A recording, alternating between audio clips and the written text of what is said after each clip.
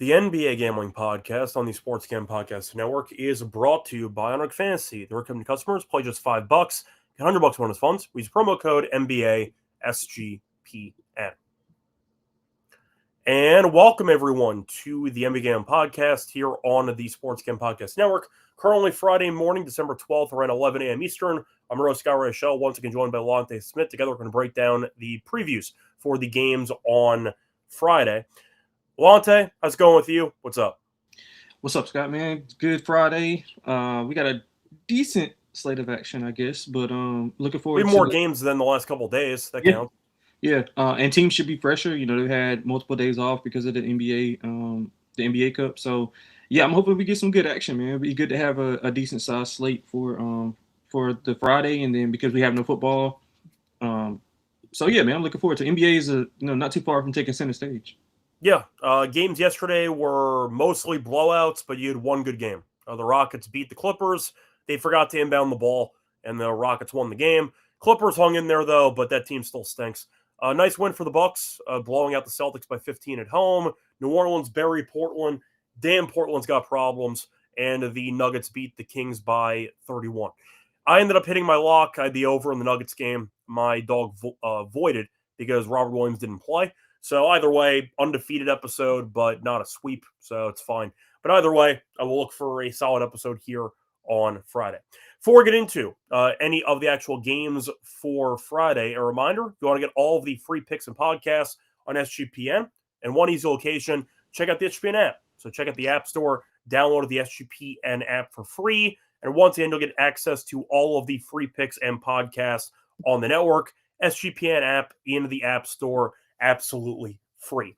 So moving on to the games here for Friday. Starting off with the first game, you have the Bulls taking on the Hornets. Hornets are laying 3.5. The over-under's at 229.5. Now, the injury report for this game, you have the Bulls who should be healthier than normal. You're looking at Giddey, who's, of course, not listed. Kobe White's probable. Okoro's probable. You have Smith, who's probable, and you have Jones, who's also probable. Dosunmu is out and Herter is out, but they still have some depth, so we'll see what happens. As for Charlotte, you have no LaMelo, you have no Connaughton, you have no Mann, you have no Sexton, no Grant Williams, and Diabate is questionable. So the Bulls used to be good for about a week. Recently, they've fallen apart. As for Charlotte, they've not been good all season. At first glance, a great matchup for LaMelo, and then you realize he's not playing. So I'll ask you, Lonte, for this game, what do you like? Because the Hornets did win the last meeting. At this point, I can't go near the Bulls. These teams are really bad, but at least Charlotte's at home. I'll go Charlotte, but it's mainly just a fate of Chicago. Yeah, I mean that's exactly what I got in my notes as well. I don't think you can bet Chicago, especially as a road favorite. They're 110-1 ATS as a favorite. They're just a can't bet team right now. I mean 1-9 ATS the last 10, and although Charlotte has had its issues, they still been fighting hard. They still been playing hard. I think like just the not enough continuity, and they don't have time to kind of gel because so many guys are in and out of the lineup, and especially their top two guys. But I like them here, man. I think that they're live to win this game. They've already proven they can win it. Now Melo did play in that game, but they were a 3-point dog. It's just similar spread, so nothing's changed. So that's technically telling you that they think the Hornets are still, within fighting distance without LaMelo. So they're 7-5 ATS at home, 11-9 ATS as a dog. I like them here, man. And another thing that's we talked about since probably last year, Hornets home games going under. I mean, when they're a dog, 75% of their games go under. They're 9 of their 12 home games this year have already gone under.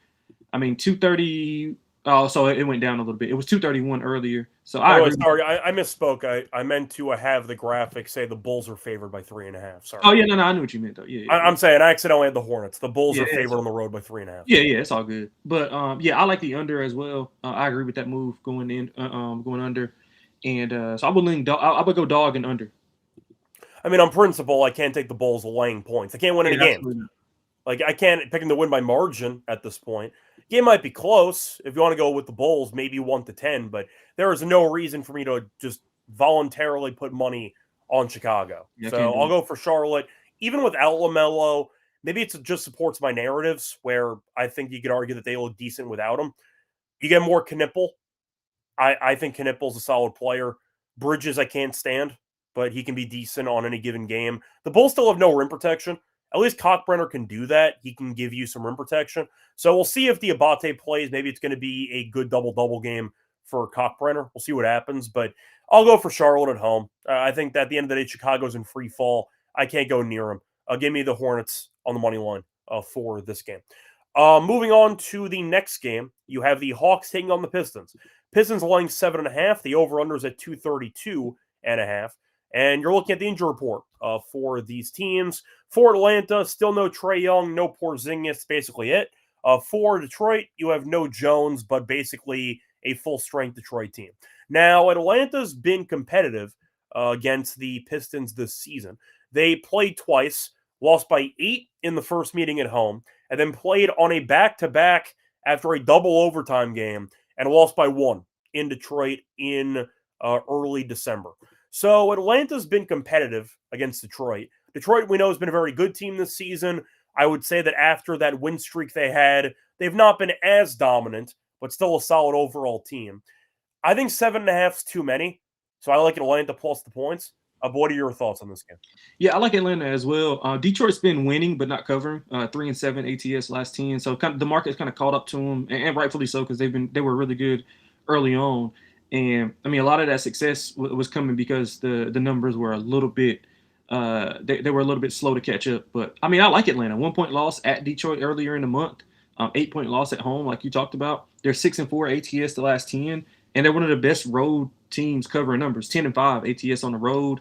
9-4 as a dog. So, which is pretty funny because Atlanta's been an atrocious road ATS team for years. Yeah, and randomly they're good this year. Yeah, and that's a thing that I think they match up well with Detroit. They have the interior with Jalen Johnson, Onyeka as well to be able to withstand some of the things that Duran wants to do. They can switch on the pick and roll with Cade, so they don't have to, especially without Porzingis in the lineup. So I think they'll be well equipped to handle Detroit. I know Detroit's getting a little bit healthier. I think that time off helped them a lot. But I like Atlanta to stay within the number. I mean, I think this will be a really competitive game. I mean, an 8-point game and a 1-point game. I think we'll get in between that number, and as long as we can get 7 or less, I like our chances here. Yeah, I do want to ask you though, with some of these teams returning after about a week layoff because of the NBA Cup, do you go more towards overs or unders with the layoff? Yeah, I think it kind of just depends on the matchup, but I would think that a lot of these teams are refreshed, because they were playing. Some teams were playing like 5-7, 4-5, like they were playing like it was a front-loaded schedule because they wanted to get all those games in for the NBA Cup. So I think it's a case-by-case basis. In this case, I would think that we see a more slowed-down game because Detroit wants to play in the half court. Now they're efficient in the half court, but they don't want to run and gun per se. The Hawks are kind of in between. They can do both. But I trust both offenses to kind of be efficient. So I would go under. I think we see a slow paced game. But to answer your question, I think it's more of a case-by-case basis. But I would go more unders to start off, though. I think I agree. I tend to look more towards unders just based on rust in general. But first half unders as of well. course, it's a case-by-case study. Yeah. I'm not going to recommend an under, for example, spoiler in a Wizards game. Oh, yeah. Because they might just allow 140 points in any given game. But I do think, in general, you could argue that rust is going to play a factor. I like the under in this game anyway, not just because of the last meeting, which was an absolute rock fight, but I do think this game could be very close. I think these teams are willing to play in the half court, especially Detroit. So I'm going to go with the under in this game as well. Moving on to the next game, Pacers taking on the Sixers. Sixers are laying 6.5. I see the over-unders at 224.5. I also see for the injury report, Maxey has been downgraded to questionable with an illness. So he's not out yet, but he has been downgraded. Embiid's probable. I don't know if that's good or not, but Embiid is expected to play in this game. And Paul George not listed. So there you go. For the other injury news, you have Oubre, who's out. Watford is out for Philly. For Indiana, no Toppin, no Shepard, no Halliburton, no Nesmith, and no Cam Jones. But either way, Indiana's been playing better lately, mainly because they got healthier with Mathurin coming back. We know Nemhard has been pretty good lately. And Jay Huff has been good at center. I'll ask you, though. I know it might come down to if Maxey plays or not. Yeah. So give me both cases. if Maxey does not play, I know you definitely are not picking Philly to cover this number. Sure. But if Maxey does play, are you picking Philly to cover, or do you think Indiana's feisty? Yeah, I like Indiana both ways. I mean, especially if Maxey's out, because I do think that Mathurin being back healthy, Jay Huff being able to stretch the floor can give some problems to Embiid. And I mean, Paul George is just like whatever, but Maxey is kind of the straw that stirs the drink. VJ matched up against Mathurin is going to be a fun matchup. I think they're kind of like clones of each other, to be quite honest. That was kind of a comparison that I had for VJ when he came in. So that'll be a fun matchup to watch. But I mean, I was saying Atlanta, but the Pacers have been playing extremely well, man. They've covered 8 of their last 10. Philly's actually better on the road as far as covering numbers. Now they have had some issues with lineups, obviously with Joel and Paul George being there, but I think the Pacers can muck this game up, make it ugly. I mean, that's their specialty. Philly's 4-6 ATS the last 10. I think this is kind of an under game, but Indiana wants to speed them up to make them run. So that's kind of indifferent on the total. I would more so look at Indiana in this game with or without Maxey. Yeah, I'll put it this way. Look, we know Paul George not the guy he used to be, but he's still better than Embiid right now. Embiid is completely cooked. If you've been watching Embiid play, the guy can't move at all. Like his shot looks broken. He can't move defensively. He has no vertical at all. It's a catastrophe at this point. So I think if he plays, that does not cause extra confidence in Philly. It causes, in my opinion, extra distrust for this team. I prefer Drummond starting. I think Drummond is better than Embiid in 2025. So that's as damning of a statement as you can make about Embiid. I feel good about it. I think Drummond is better than Embiid right now. Is that a fair statement? Because that's what I'm noticing watching them play. Yeah, I mean that's fair because I mean obviously we know that Embiid is like not healthy or not even close to being healthy. So I mean you can just look at the numbers and look at how they play. And no, even I'm just saying if you've been watching the games yeah, or at least Embiid play, he looks like he's moving at like 20% of what he used to move at. Yeah, and they have to alter their offense when he's in the game because he because they can't run. Yeah, and that's the strength of Maxey and VJ. Like so, and Drummond's an elite rebounder. Right, and they got that conundrum. And Drummond can run the floor. Like he can run the floor and he can play in pick and rolls. Like Embiid on pick and rolls is, I mean, not good, especially defensively. Like I said, I think if they want to speed the game up, Jay Huff should be in for a big night. I would look at his threes because Embiid's not going to come out there on that pick and pop. Drummond's not coming out there either. Yeah, so I would like Jay Huff to kind of get things going here. He's been playing well, like you said. Yeah, I like Huff. I wonder if a contender might trade for him at some point during the season. We'll see. But yeah, that's my, I don't know if it's a hot take, but something people probably haven't thought about. 2025, Andre Drummond, better than Joel Embiid. So I'm saying it out there so you can process it, but it's just how it goes. For this game, I'm taking Indiana money line. I think Indiana's actually been pretty good lately. I understand that they are not a good road team. Still beat Chicago in Chicago, so they can beat on some of the bad teams. Philly, look, at the end of the day, if Maxey does not play and you have to rely on McCain and Edgecombe, I think, of course, you'll get a lot of CLV on Indiana taking them now when Maxey has not been ruled out yet. If Maxey does end up playing, I still don't like Embiid at all, and I do think Indiana's been playing better basketball. So it's all Indiana for me. I think 6.5 is too many. I see a 7.5 out there, which I think's, of course, too high. So give me Indiana money line to get the job done in this game. Moving on to the next game, you have the Cavaliers laying 14.5 on the road against the Wizards. Over-unders 242.5. Now, for the injury report for this game, you are looking at Cleveland, who is pretty healthy, actually, for once, because Garland's going to play.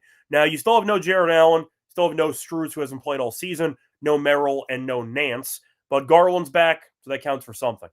For Washington, you have no Sarr, no Middleton, no Kisper, no Koulibaly, and Branham is questionable. So the Wizards stink anyway. They're 3-19, and they're missing a couple of key pieces, at least out of the starting lineup. Cleveland, we know, has buried Washington before this season, but at the same point, Cleveland is only 14-11.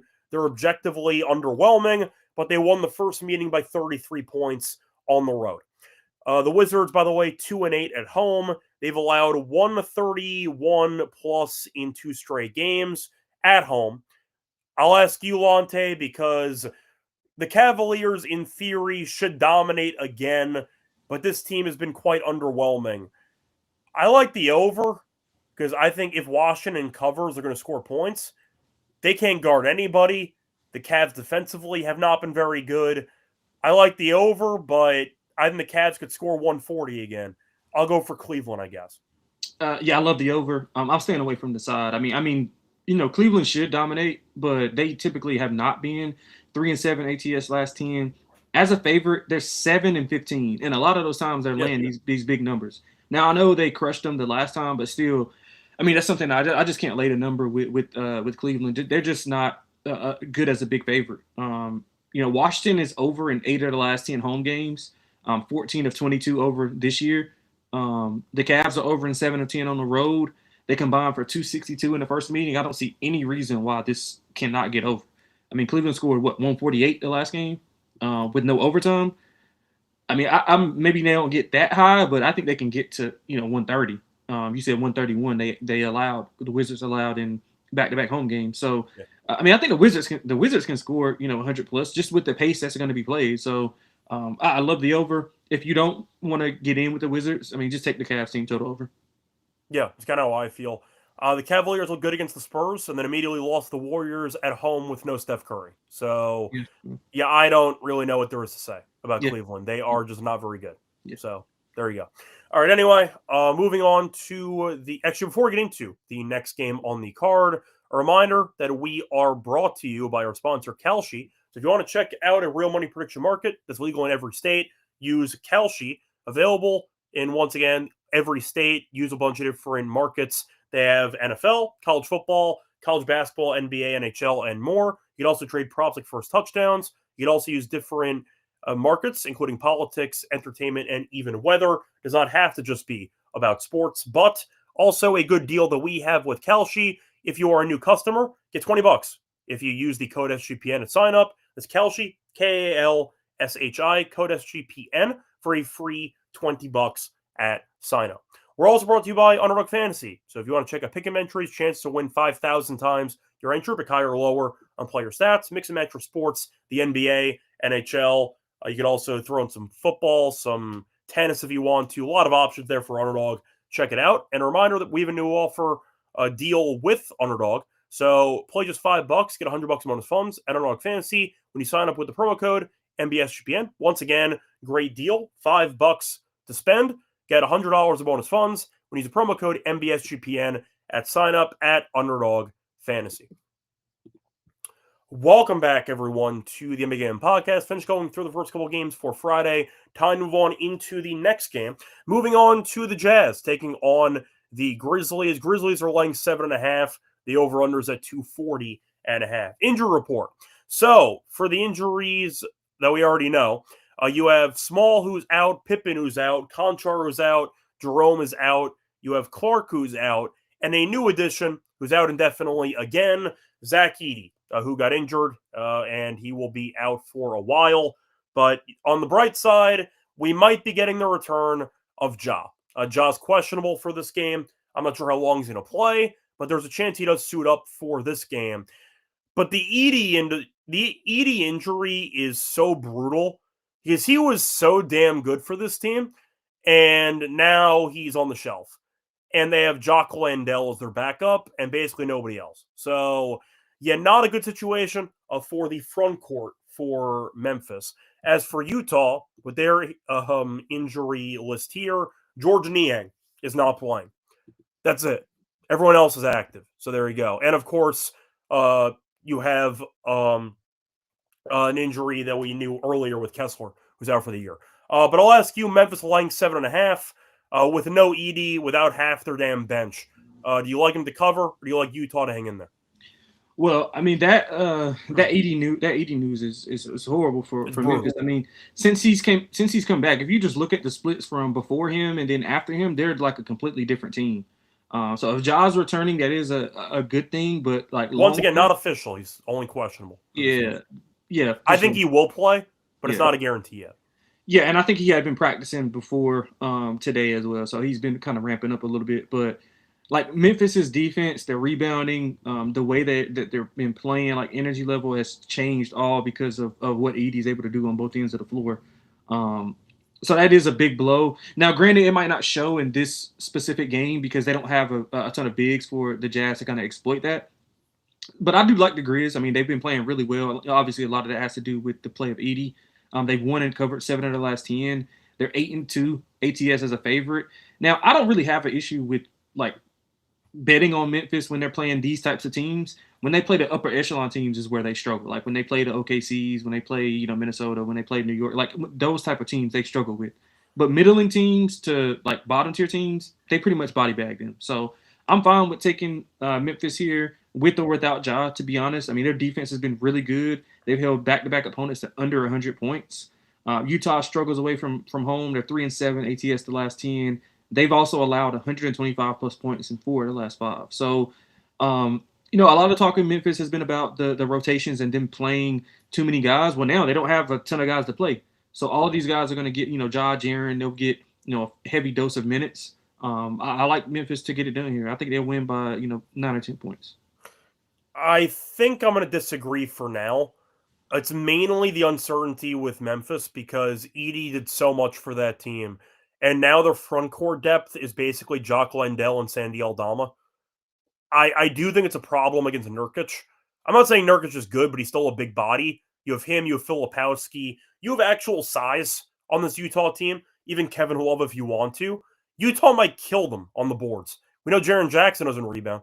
So I do think that Utah can maybe do enough on the board to generate second chance points in order to cover. I see a comment, though, about the Jazz first half. I don't mind that. Ja might start off very rusty if he ends up playing at all. The rebounding could be a concern early on, too. I think Utah's actually alive to win the game. I think if Edey was playing, I would obviously take Memphis because Edey's been that good. But with really no size at all in the front court and with Ja, who has not played for a month and change at this point, a lot of question marks with Memphis and the recent form that they've been in, which has been positive. Our main culprit, our main actual reason is because of Edey. And with Edey not being there, I'm kind of tossing a lot of what they did in the garbage because he reinvented basically the entire infrastructure of the roster, didn't he? I mean, it felt like he transformed the entire team. That's how impactful he was. He was their MVP this season. So, look, Memphis might blow them out because Utah's terrible on the road, but they're actually healthy for once. The only guy listed is Niang. I know Kessler's out for the year, but a healthy Utah team, I think, can hang in there with a depleted Memphis team. So I'll go for Utah personally to cover the 7.5. If you're right, it's fine, but I think 7.5 is a lot of points for a Memphis team that has to reinvent itself again with no Edey in the lineup. I see a question asking about what happened to Jerome, who has not played a single game since signing a contract. Yeah, he has a calf strain, and yeah, he's going to be out for another month or so. So, yeah, a lot of money he's sitting on his ass with at this point. So there you go. But yeah, Ty Jerome has not played a single game, and he's not going to for a couple of weeks. But we'll see what happens either way. They need him because he can actually score. But there you go. Anyway, I'll ask you, though, Lonte, anything else you want to add for the over-under on this game? Yeah, I didn't have a real good feel for the total. You can argue without Edey, the pace should be a lot faster. So you can argue the over. Yeah, but I would think that I don't know how fast they want to play with their depth issues. And the one thing the Jazz do have, they do have depth. You talked about their front court depth. I mean, the back court is really deep as well. So I just don't know how's Memphis going to rebound. You have a power forward who refuses to rebound. You have a center in Landell who has a high motor. I don't think he's an amazing athlete per se. He's going to give up a ton of weight to Nurkic, for example. They might get buried on the boards in this game, unless Coward goes for another 14 rebound game. That means Coward's going to have to. I might ladder his rebounds, and they might have no choice. Yeah, or Ja maybe goes for 6. Or the rebounding could be a serious problem for this Memphis team today. Or they don't miss, and you don't have to worry about it. I mean, yeah, Ja misses a lot though. That's the problem. Yeah. So just my thoughts, but I think the total's tricky as well. Yeah, it is. This is cool. All right, moving on to the next game. My Nets are taking on the Mavericks, laying 7.5. The over-unders at 221.5. Injury report for these two teams. For the Nets, still no Cam Thomas. Besides that, though, pretty healthy. For Dallas, no Kyrie. Gafford is doubtful. Besides that, though, AD is healthy. You still have Flagg, you still have Nembhard, still have Washington. Thinking about a layoff is every team should be healthier than they were when they were playing every other day. So a lot of teams should be relatively healthy. These two teams, no exception. Dallas, though, played better with Nembhard at point guard. It's amazing what happens when you have a guy who can pass the ball on your team, getting actual minutes. And AD, who's healthy, we know, good rim protector. Now, for the over-under, I do think it's interesting because the Nets offensively have been better lately, but they also haven't played any good teams. They beat New Orleans, beat a couple of bad teams, but either way, winning is winning.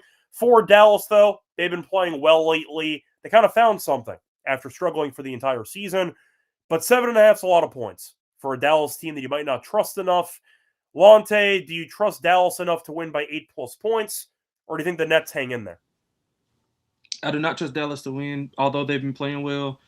But I also don't want to bet Brooklyn because the Mavs have been playing well, especially at home. Nembhard's, I mean, like we talked about with Edie. I mean, Nembhard's kind of changed what the Mavericks look like, and they look a lot more, smoother. They look more efficient. Guys they have an actual point guard who can make an entry pass. Right, that too. Yeah, and so I mean, Mavs 7-3 last 10. They've won it, covered 4 the last 5. So I mean, that's a good sign for them going forward, going into the All-Star break here in about a month and some change. But Brooklyn's, been feisty. 6-5 ATS on the road. They've won 3 of the last 4 outright. Now, again, quality of competition, like you said, has not been great, but still that's a step in the right direction. I stayed away from the side. I mean, this total opened 225. I thought that was insane. So I agree with the move to 221.5. I agree. I mean, if you look at Dallas, every game that they've been a favorite, I think it's like 8 times or 6 or 8, between 6 and 8 times they've been a favorite. Every game's went under. Brooklyn's under in 9 of 10. The offense does look better, but I think what the staff, like Jordi Fernandez, has seen is that they're better when they're not trying to push the ball. No, they're in the half court. They actually run some good sets. Exactly. So I think he's been taking advantage of that. And Dallas, with their size, I mean, they don't want to run either. They've been a little bit better pace-wise with Nembhard taking over, but they're not a really running good team. So I think both of these teams want to play in the half court and execute there. Defensively, I think they'll be fine against one another. So under for me, even though it's moved quite a bit, but I still like the under. Yeah, I agree. For the side, I'm going to go Dallas. I'm not going to bet it, but I do think I'll go that way. I prefer the under in this game. I think it might be a great game, though, for AD. It's a week layoff midseason for AD. What more could you ask for? That has potentially 25 and 12 written all over it. So give me AD. I'd have a solid game here, but I like the under in this one. Moving on to the final game on the card. A lot of line movement in this game, too. Warriors laying 1.5. The over-under's at 230.5. Now, for the injury report for these teams, Ant is questionable. He's usually questionable. I think he'll play in this game personally, but I got to mention that he's listed. Besides that, no Mike Conley. No offense, but I don't think most people care at this point. Moving on to the Warriors, though, Curry is back in the lineup. Jimmy Butler's there too. No Draymond, no Horford. Jackson Davis will probably getting more minutes, but you have Quentin Post as the projected starting center. But once again, you have Butler, you have Curry, and Ant's questionable. But the Warriors laying 1.5 at home. I believe it was 3.5 or 4.5, and now it's down to 1.5. So it has been moving a lot. Lonte, what do you like in this game? Yeah, I love the Warriors in this spot. I mean, I think the number says that Ant's playing because they cannot be. This 1.5 is way too low. Like, it's probably better the year. If Ant's questionable tags really mean less than other players because Ant's listed all the time. Yeah, and he usually plays. Yeah, that's true. Yeah, it's like LeBron being questionable a while back. Like he was questionable. Tom Brady questionable. Okay, yeah. All right, great. Yeah, but. I mean, Golden State's a bet on team for me at home. As long as they're healthy and they got the big two, which is Steph and Jimmy, I think they'll be fine. I mean, they're 6-4 ATS at home. The defense has taken a huge step. Obviously, Draymond has a lot to do with that. But I think as a team, still they'll be able to handle Minnesota because it's not rocket science what Minnesota wants to do. You know what I mean? And it's not like they've not seen these guys. So Golden State's held 4 of the last 5 opponents under 100 points, and that's really impressive to do in today's age. They played a much tougher schedule as well over the last few weeks than Minnesota. And Minnesota's winning, but not covering. I mean, they're 2-8 ATS the last 10, 8-16 overall ATS. So I don't really trust Minnesota here. I think me and you are both kind of detractors of Minnesota coming into the year. For the record, they're still 15-9, but they have been horrific against good teams. Yeah, if you look at least teams above 500, they only beat bad teams. Yeah, if you look at their strength of schedule, it's not good at all. So I think the record doesn't indicate just kind of how, like, it doesn't really tell the full story. I'll say that. But I think Golden State will be fine here. Defense will show up. I like under, but I think Golden State wins here. I think 1.5 is too short. I would make it probably like 3.5. Yeah, I'm going to give you a trivia question. Do you know how many games this season the Timberwolves have won against teams above 500? 2. One. Yeah, I mean that just goes to show They you. beat Boston. Yeah, okay. That was on November 29th. Boston got That is, buried last I night. don't know. Sorry, it is 2. They beat San Antonio. You're right. Apologies. It is 2. 2 games this entire season they've beaten a team over 500. They have 15 wins. It means 13 of them are against bad teams. So I'll go for Golden State in this one as well. I find it weird the line did drop a couple of points, but I think Curry and Butler playing is enough for me. You can argue that, maybe the game will be close, but Minnesota's been really bad at closing games anyway. So I'll trust Golden State in that atmosphere to find a way to get the job done. I didn't mind the under in this game. You mentioned Golden State's defense has been quite good recently. I know Draymond not playing might hurt that, but I didn't mind the under in this game as well. Anyway, that's going to wrap it up for the actual game previews. Time to move on into the lock and dog picks. Before we get into the lock and dog, reminder brought to you by our sponsor, Novig. So if you like prediction markets, check out Novig, the number one prediction market for sports in America. Get some great prices. Also, check out the deal that we have with Novig. Download the app. Get $50 when you spend just $5 if you use the code SGPN. And the extra Novig, promo code SGPN. Spend $5, get $50 in bonus funds. We're also brought to you by Rhythm. They've crushed at the NFL this season. And a reminder, they've been great on props. Check out their college basketball options as well. They have predictions on every game. Goes well with the college experience. So check that out. Also, easy to run models. You could build your own. You can copy one from the leaderboard. Use the house model too. And a reminder, you could also check out the nice discount offer that we have for the first month with Rhythm. So if you use the code SGPN25, we download the app, you'll get a nice quarter off your first month. Download Rhythm. Once again, promo code SGPN25 for a quarter off your first month. Welcome back, everyone, to the NBA Gambling Podcast. Finished going through our game previews. Time to go on into the lock and dog picks. Lonte, what's going to be your lock and dog for the show? Yeah, we just talked about it, man. I love Golden State in that spot. I just think that they're a superior team at home. Don't like the way that, I mean, obviously we just laid it out, the way that Minnesota plays against quality opponents, and I think Golden State, fits that role as a quality opponent. They've had time off. Steph's back, Jimmy's back, both healthy. I think they'll still be scrappy defensively. Will Richards really good. He plays his role really well, so I think they'll be fine defensively without Draymond. So I'll lay the 1.5. For the dog, I'm gonna take Hornets plus 135. I mean, I just think that it's a highly volatile game, and I think Charlotte's better. They've proven to beat this team. Obviously, that was with LaMelo, and I mean now the number didn't change, and he's out. So I think that's telling in this situation. I love the Hornets in this spot. Hornets and under. If you parlay that, you'll get a good price as well. So, but I'll take the 135 for the dog. All right. For my lock, a couple of choices here. I might I'm really torn on which dog I want to take for points. It's either Atlanta plus 7.5 or Utah plus 7.5. You know what? I'll be different. Give me Utah plus the 7.5. I understand Ja might come back. I get the game's in Memphis, so if Ja comes back, the crowd atmosphere should be powerful. They can't rebound the ball. Like, Edey was so damn good for this team, and now he's out. The front court depth is once again Jacques Landell and Sandy Aldama. Now you have Nurkic, you have Laurie, you have Filipowski. Utah actually has size that I think Memphis cannot match up with. 7.5 is a lot of points for a team that is missing another quality player. Ja might be rusty in his first game in about a month and change. A lot of questions there. I'll go with Utah plus the 7.5 is my lock. For my dog, I'm going to go with Indiana money line in this game. I think the Sixers are overvalued. I understand that they're at home. I understand that this team, when healthy, can be dangerous. Maxey, though, got downgraded to questionable. We'll see if he plays. Embiid's playing, which means nothing to me because I think Embiid at this point in his career is washed. Indiana money line is plus 240. They've been really good recently, at least for their standards. They're 6-18. They're 4-2 outright in their last 6. They've turned a corner. It's amazing what happens when you have some players who are healthy. But I'll go with Indiana money line at plus 240. Like the price. for that game. Anyway, moving on to Underdog. Lonte, any players you want to actually look for? That AD play that you talked about, the points and rebounds higher. I like that a lot. Cool. So we'll start off there.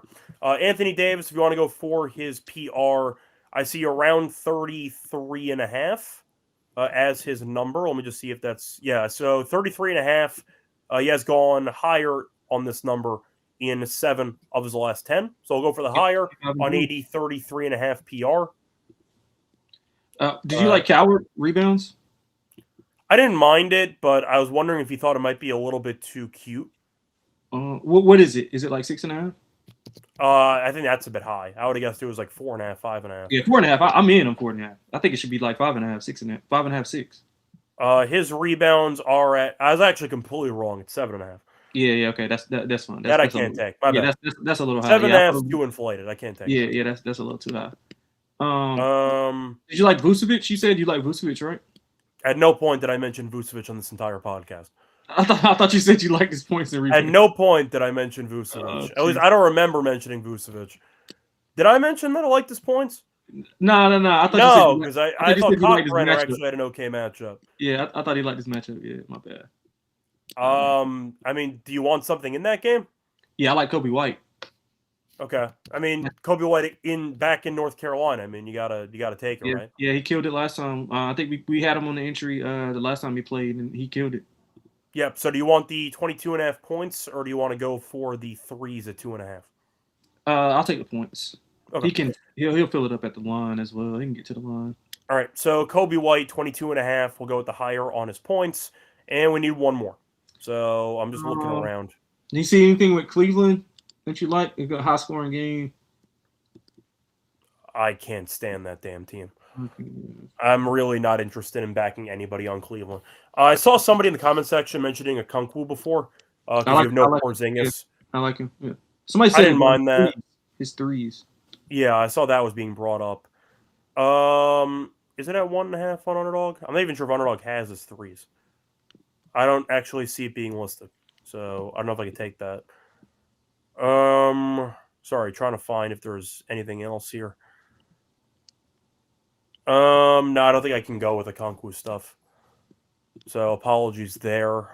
Sorry, looking at some of the other games. You know what? We mentioned it before. I'll go back to it. We'll go with J-Huff threes. In this game. Because they have Embiid, who can't move, or Drummond, who's not great at actually contesting threes. So I didn't mind that if that was an option. So there you go. So once again, 3-pick entry for Underdog. We're going to go with J-Huff higher, 1.5 3-pointers. We're going to go with Anthony Davis higher, 33.5 PR, and Kobe White higher, 22.5 points. Anyway, that's going to wrap it up for the show. Lonte, anything else you want to add? Not much, man. That's about it. I think it's a good show. Got in, got out. Cool.